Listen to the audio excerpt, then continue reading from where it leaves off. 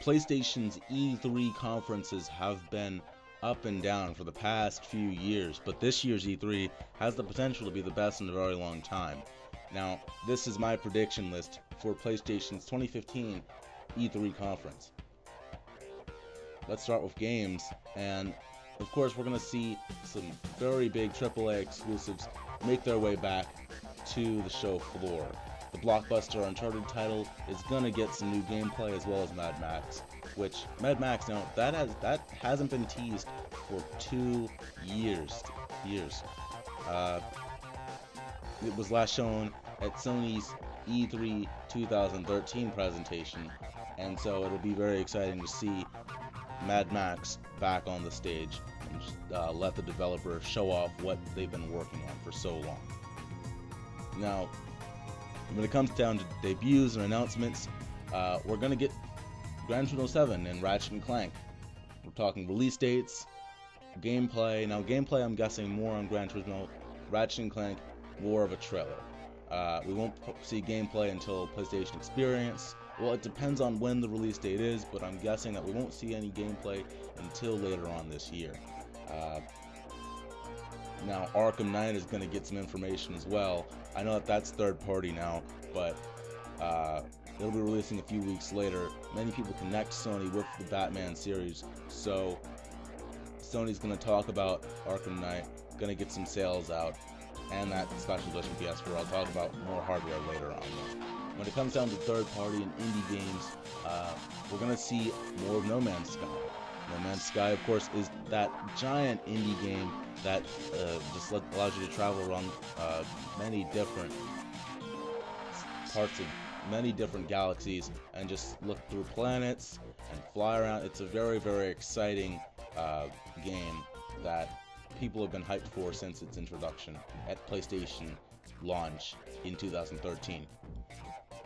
We're going to see a lot more indie games, and this is a big prediction here, but PlayStation's coverage of Star Wars Celebration makes me speculate that Star Wars Battlefront will have some sort of exclusive content on Sony consoles, just like Destiny last year. I think that because of the fact that we don't have a true holiday release game, that Sony's going to market Battlefront, and Sony's going to use Battlefront just like they did Destiny to bring in systems, to bring in revenue, and we're going to see some content. We're going to see some stuff that is exclusive to PlayStation. It could be timed exclusivity, it could be an entire console, but I believe that there's going to be some sort of exclusive content for Star Wars Battlefront.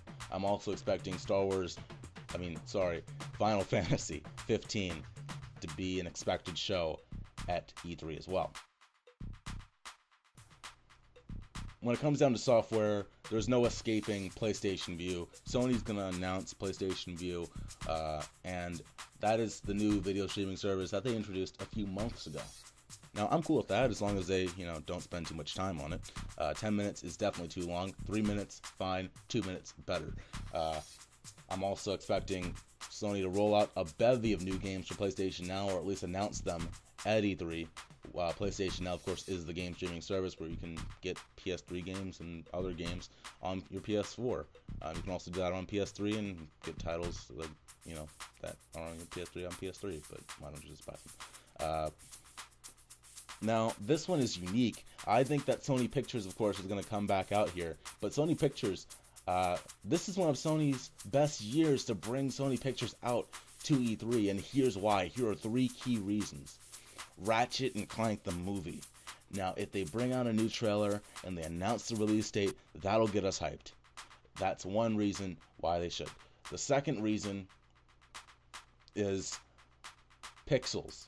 Now, Pixels, of course, is very cheesy, but it's a video game film, and I think it could get people hyped. Now, we already know the plot because the trailer just explained the plot, but Pixels could be a very exciting thing. It's a very video game-based film. And the third and probably most important part of having Sony Pictures on stage at E3 is showing a leak or a teaser, not a leak. Sorry, that makes no sense. How would they show a leak showing a teaser of Sonic the Hedgehog.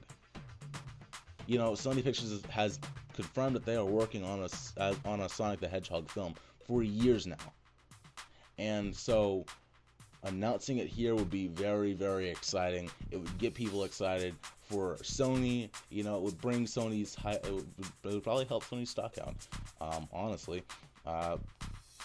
But it all helps Sony out, and people get excited about Sony if they announce that there. Now, Sly, of course, is another movie that's coming out, but I don't think they're going to announce anything until PlayStation Experience. We probably won't see another teaser or another trailer until later on this year.